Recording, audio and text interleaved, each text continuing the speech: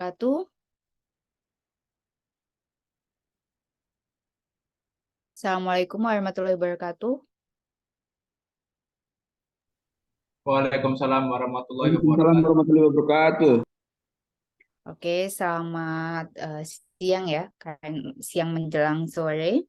Alhamdulillah kita bisa bertemu. Next, kalau yang tadi mengikuti mata kuliah hukum Islam, lanjut ke mata kuliah hukum dagang. Ini adalah pertemuan ketiga, sehingga secara materi kita sudah lebih mendalam ya. Untuk pertemuan ketiga ini, boleh teman-teman untuk buka on cam ya. Untuk yang tidak berhalangan, silahkan dibuka on cam-nya.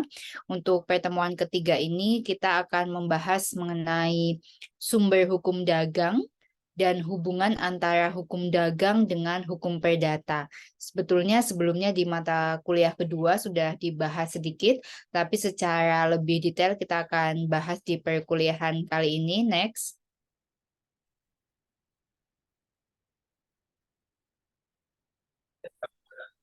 Nah, ini adalah sumber-sumber hukum dagang. Jadi sumber hukum dagang ini adalah Ini contoh keseluruhan. perbedaannya. Pertama, Tolong di mute ya. Nah, ini adalah sumber hukum dagang adalah keseluruhan aturan hukum yang berlaku dalam lalu lintas perdagangan dan dunia usaha. Jadi sumber hukum dagang ini sebenarnya kita kodifikasi ada hukum perdata dan KUH dagang. Jadi secara spesifik diatur di Kitab Undang-Undang Hukum Dagang, tetapi apabila dalam Kitab Undang-Undang Hukum Dagang ini tidak ada, sebenarnya aturan induknya itu ada di Kitab Undang-Undang Hukum Perdata atau KUHP. Nanti kita lihat apakah di luar kodifikasi, apakah berupa jurisprudensi, kebiasaan, atau ada di dalam perjanjian antara kedua belah pihak. Yang pasti hukum dagang ini merupakan juga rumpun daripada hukum perdata, karena juga di dalamnya tentunya ada transaksi jual beli yang diatur di dalam perjanjian. Seperti itu. Selanjutnya. Nah, sumber hukum dagang ini sebetulnya sumber hukum dagang ini sudah diatur di KUH Perdata sebagai genus atau sebagai induk. Nah, KUHD ini disebut dengan hukum dagang dengan istilah spesies. Maksudnya hukum dagang ini adalah bagian dari hukum perdata. Lalu memang akhir-akhir ini semakin pesat perkembangan dunia bisnis sehingga pengaturan di KUHP dirasa kurang spesifik sehingga akhirnya ada Kitab Undang-Undang Hukum Dagang sesuai dengan modernisasi zaman sehingga menjawab hal-hal yang tidak diatur di dalam KUHP kemudian secara spesifik diatur di dalam KUHD.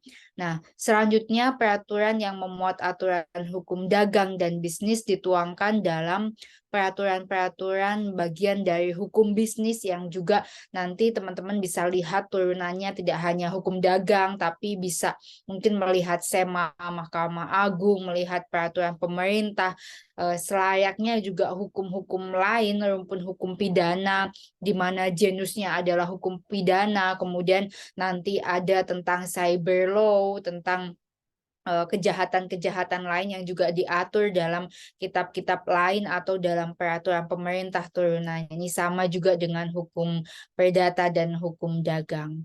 Nah, tadi kalau contohnya tentu hukum dagang atau hukum perdata tidak mengatur nih awalnya tidak mengatur tentang ternyata sekarang perdagangan itu diatur secara elektronik, kemudian juga ada pidana yang berkaitan dengan cyber law. Nah, ini tentu kemudian sesuai dengan modernisasi zaman dan perkembangan zaman, maka hukum juga mengikuti sesuai dengan perkembangannya. Jadi hukum ini sifatnya dinamis. Jadi hukum ini bukan sesuatu yang sifatnya stagnan seperti halnya eksakta 1+1=2, tetapi kemudian hukum juga sebagai salah satu rumpun ilmu sosial juga terus berkembang sesuai dengan kebutuhan hukum atau modernisasi zaman, juga termasuk di dalamnya yang berkaitan dengan bisnis atau arus perdagangan.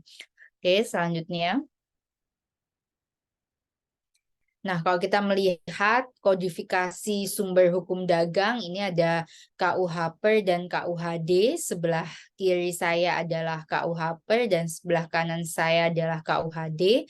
Jadi KUH PER tentu ini hanya mengulas ya, ini ada 4 kitab, yaitu buku 1 tentang orang atau Van Personen, buku 2 mengatur tentang kebendaan, Van Zaken, buku 3 tentang perikatan, dan buku keempat tentang pembuktian. Nah, tentunya KUHP mengatur tentang hukum dagang, yaitu di bagian ketiga tentang kebendaan dan bagian keempat tentang pembuktian dan tentang kemudian tentang buku kedua gitu ya tentang.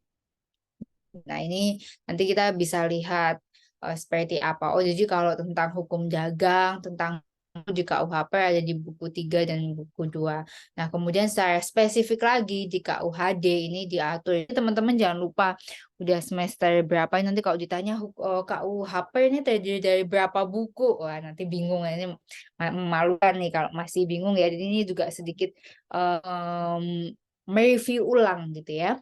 Kemudian di Kitab Undang-Undang Hukum Dagang ini tercantum mengenai implementasi atau pengkhususan dari cabang-cabang hukum dagang yang bersumber dari KUHD, yaitu adalah kitab pertama tentang dagang pada umumnya.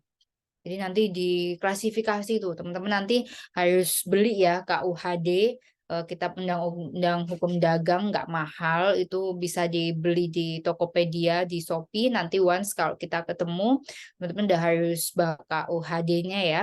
Nah, ini ada 10 yang mengatur tentang perdagangan in generally atau perdagangan pada umumnya dibagi 10 bab. Kemudian yang kedua, kitab kedua ini tentang hak dan kewajiban yang terbit dari pelayaran. Ini ada tentang perkapalan, pelayaran dan lain sebagainya. Ada 13 bab. Oke. Selanjutnya. Nah, bagaimana kemudian pengaturan di luar kodifikasi? Artinya kodifikasinya adalah yang tercantum dalam kitab undang-undang, baik KUHP atau KUHD. Nah, tadi saya sudah sampaikan bahwa di tentang peraturan perundang-undangan sudah jelas ya bahwa tidak hanya yang ada di kitab undang-undang saja, tetapi juga ada turunannya, ada di Undang-Undang 1 tahun 95 tentang PT. Nah, ini dalam PT ini mengatur kenapa PT bagian dari hukum dagang? Karena memang hukum dagang ini akan membahas mengenai badan-badan hukum, baik sifatnya PT, yang berupa PT dan badan hukum lainnya. Ada juga mengenai pasar modal, yaitu Undang-Undang 8 tahun 95, kemudian Undang-Undang 19 tahun 2003 tentang BUMN atau Badan Usaha Milik Negara. Juga kita akan talking about Undang-Undang 8 tahun 97 tentang dokumen perusahaan. Kita juga hukum dagang, kita akan membahas mengenai paten, merek, hak cipta, bagaimana kemudian orang yang memiliki hak cipta dapat memiliki royalti, apa itu paten, apa itu merek, itu dibahas secara detail nantinya di dalam mata kuliah hukum dagang ini. Oke, selanjutnya. Nah, jadi sebelum masuk kepada jurisprudensi, teman-teman nih nanti dengan mengikuti mata kuliah hukum dagang, harapan saya teman-teman yang memang saat ini di kelas karyawan ini mampu kemudian mengambil intisari mata kuliah hukum dagang ini dan mengembalikannya lagi kepada tempat-tempat teman-teman bekerja. Oh, nanti sekiranya skripsi saya mau bahas tentang pasar modal deh, atau saya akan membahas tentang perseroan terbatas, tentang merek, tentang paten, tentang hak cipta. Nah, ini juga bisa menjadi alternatif pemahaman dan penambahan cakrawala berpikir teman-teman. So, ya, I hope nanti skripsinya nggak cuma talking about perjudian, perzinahan, pembunuhan. Kayaknya udah nggak keren ya hal-hal seperti itu. Jadi mudah-mudahan ada teman-teman yang mau menulis terkait dengan hukum bisnis dan bicara hal-hal yang sifatnya corporate, hukum dagang, hukum bisnis, because that really relevant and really cool ketika teman-teman juga nanti ingin bekerja di corporate. Menurut saya pemahaman tentang hukum dagang, especially nanti cabang-cabangnya yang berkaitan juga dengan hukum bisnis, it will be so cool ya ketika daripada teman-teman masih membahas tentang hal-hal yang sifatnya itu-itu saja. Juga saya ingatkan bahwa teman-teman kalau bisa, bukan kalau bisa ya, seharusnya skripsi itu mengambil putusan minimum atau maksimum tuh 5 tahun terakhir. Carilah putusan-putusan yang 3 tahun terakhir tapi juga sudah up to date, sudah ada inkrahnya.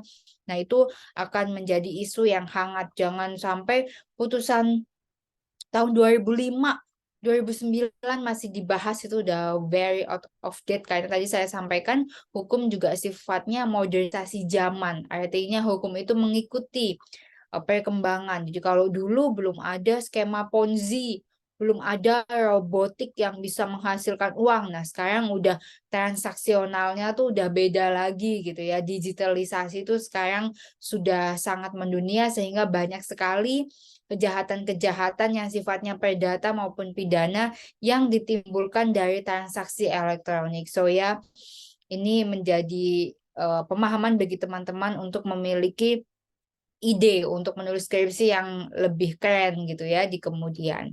Oke, saya lanjutkan. Ada juga jurisprudensi. Oke, sebelumnya ada juga jurisprudensi. No, sebelumnya ya. Nah, jurisprudensi ini adalah putusan pengadilan yang berkekuatan hukum tetap dan diikuti oleh putusan pengadilan berikutnya untuk kasus yang serupa. Jadi, kalau ada satu permasalahan hukum dagang atau bisnis yang memang belum diatur secara rinci baik di kitab Undang-Undang Hukum Perdata atau KUHD dan peraturan lain, maka hakim bisa memutus perkara dengan melihat putusan pengadilan sebelumnya. Atau jika belum ada juga putusan pengadilan yang sebelumnya yang mengatur atau memutus perkara tersebut, maka hakim bisa menciptakan hukum atau artinya hakim bisa memiliki kewenangan untuk memutus perkara. Oke, next. Selain jurisprudensi, ada juga sumber hukum dagang, yaitu adalah kebiasaan yang dilakukan secara terus-menerus, tidak terputus, dan sudah diterima oleh masyarakat mengenai kebenarannya dan digunakan sebagai sumber hukum. Nah, tentunya hal ini sudah sesuai dengan pasal 1339 KUHP bahwa perjanjian tidak saja mengikat yang secara tegas diperjanjikan, tapi juga terikat pada kebiasaan-kebiasaan yang sesuai dengan perjanjian tersebut. Nah, jadi kalau kita melihat struktur dari perjanjian, struktur dari transaksi, ini tidak hanya pada yang sudah diatur saja, tetapi pada kebiasaan yang memang sudah ada dan dianggap kebenarannya diyakini oleh semua. Contohnya tentang pemberian komisi, jual beli dengan angsuran. Contoh misalkan sudah biasa kalau ada orang yang menjualkan rumah atau menjualkan properti, maka kebiasaannya mendapatkan komisi 2,5% sampai 2% sampai 3% atau 1,5% sampai dengan 3%. Ini adalah hal yang common atau biasa dilakukan dalam transaksi. Nah, kemudian mengenai norma jual beli perniagaan atau perdagangan internasional yang sifatnya antar region gitu ya. Ini juga bahwa dalam perdagangan internasional terdapat juga hukum kebiasaan yang biasa didokumentasikan dalam Uniform Commercial Practices atau UCP. Nah, ini juga biasa dalam international perdagangan, ini hal yang biasa. Jadi sehingga tidak hanya jurisprudensi, tapi juga ada sumber hukum kebiasaan selain KUHP, KUHD juga ada jurisprudensi, ada juga kebiasaan. And next. Nah, ada juga tentu perjanjian. Nah, perjanjian tentu sudah tidak asing ya, bahwa berdasarkan pasal 1338 KUHP disebutkan bahwa perjanjian yang dibuat secara sah berlaku, maka ini menjadi undang-undang bagi mereka yang membuatnya. Nah, dalam hal persetujuan, ini perjanjian juga memegang peranan yang sangat penting ya bagi para pihak yang membuatnya. Contohnya di dalam pasal 1477 KUHP ini menentukan nih bahwa selama tidak diperjanjikan lain, maka penyerahan terjadi di tempat di mana barang berada, menjadi kata sepakat. Artinya perjanjian adalah hukum bagi yang membuatnya. Jadi kalau saya dan Mas Ade Setia Aibani ini menyetujui bahwa ketika kami melakukan jual beli properti, kita bersetuju dan sepakat di dalam klausul perjanjian bahwa pelunasan pembayaran baru akan dilakukan misalkan sisa 10% ketika saya sebagai penjual menyerahkan barang dan Mas Ade melihat bahwa tidak ada cacat barang yang terjadi ketika penyerahan, maka baru akan dilakukan pelunasan, maka itu adalah hukum yang berlaku bagi kita sebagai penjual dan pembeli yang melakukan perjanjian gitu ya.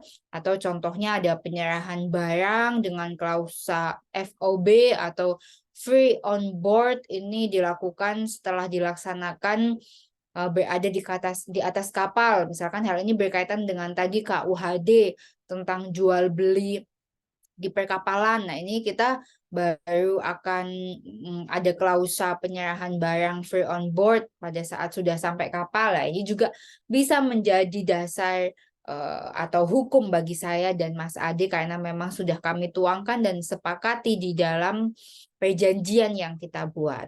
Nah, selain itu juga kalau kita lihat contoh di perjanjian internasional, ini juga ada persoalan-persoalan hukum dagang yang sifatnya nasional dan terikat juga selain yang sifatnya nasional juga perjanjian yang sifatnya internasional.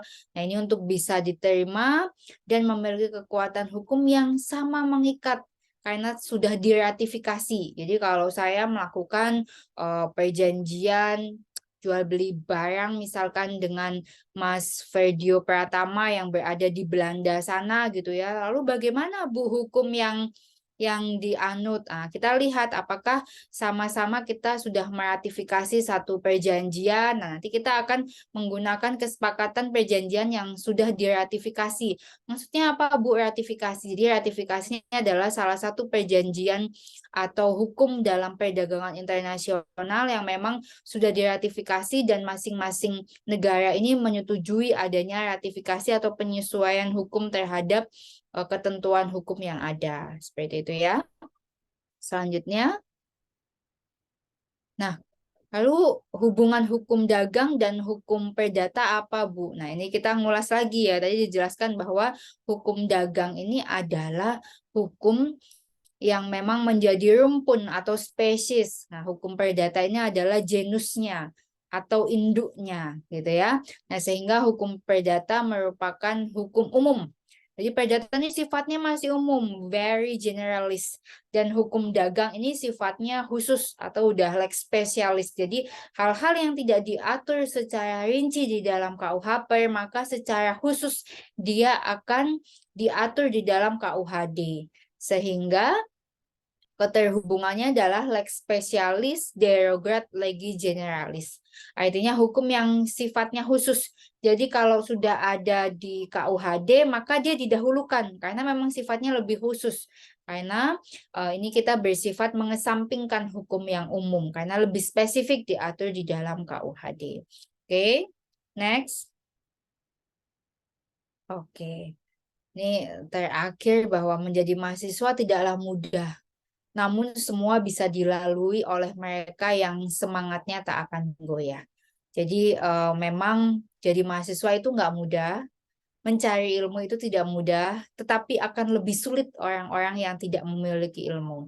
Jadi tentunya ini adalah semangat dan spirit bahwa mudah-mudahan teman-teman semua yang hari ini Mungkin banyak juga yang sebenarnya udah punya gelar atau titel lain atau bahkan sudah punya usaha lain, tetapi dengan mencari ilmu, dengan menuntut ilmu, tentu teman-teman tahu lebih banyak hal dan tentu lebih mudah bagi teman-teman untuk merubah nasib, lebih mudah juga untuk teman-teman untuk mendapatkan penghasilan yang lebih mudah karena mengetahui ilmunya. Jadi saya selalu sampaikan bahwa cita-cita itu bertanggal. Cita-cita itu ada tanggalnya, jadi teman-teman semangat mulai hari ini gitu ya untuk kemudian bisa tidak hanya berkuliah asal datang kemudian seadanya, tetapi tentu setiap mata kuliah itu tentunya bisa memberikan kesan sehingga pertama teman-teman minimal bisa punya ide untuk skripsi, kedua mudah-mudahan ilmunya juga bermanfaat sehingga teman-teman ke depan punya bekal lebih. Nah, ini karena mata kuliah hukum dagang atau hukum dagang ini udah lebih spesifik. Nah, mudah-mudahan teman-teman juga bisa punya ide untuk menulis yang sifatnya hukum dagang dan hukum bisnis, juga melihat banyak sekali permasalahan-permasalahan di corporate atau di PT atau apapun yang sangat menarik untuk ditulis. Apalagi kalau teman-teman saat ini juga bekerja di perusahaan gitu ya, ini banyak sekali yang bisa ditulis. Juga tentunya intinya tidak mudah mencari ilmu, tetapi lebih sulit kalau teman-teman berjibaku dengan kemalasan dan kebodohan. Mungkin itu saja. Sampai sini ada pertanyaan?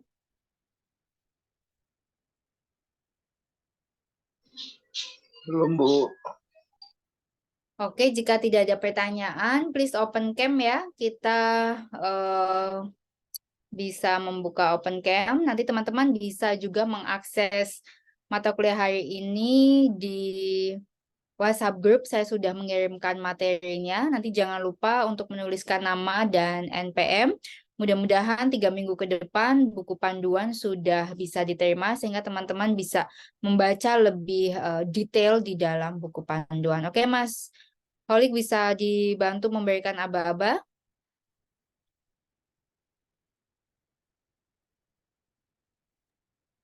Ya, 1, Oke, 2, 3. oke, cukup satu slide. Sudah, Mas Holik? Sudah, sudah. Oke. Oke, jika sudah, saya mohon maaf apabila ada kesalahan dalam penyampaian. Sampai bertemu lagi di minggu depan. Nanti untuk kuliah kedua dan ketiga ini untuk teman-teman yang mungkin mau mengulang melihatnya, Senin besok akan diupload di YouTube. Jadi sehingga perkuliahan 2 dan seterusnya akan ada di YouTube saya. Teman-teman bisa melihat YouTube-nya itu ada di link di PowerPoint yang selalu saya bagikan. Jangan lupa menulis nama dan NPM. Sampai ketemu lagi di minggu depan. Salam sehat. Wassalamualaikum warahmatullahi wabarakatuh. Waalaikumsalam warahmatullahi Waalaikumsalam. wabarakatuh. Terima kasih, Bu. Terima kasih, Bu. Terima kasih, Bu. Terima kasih.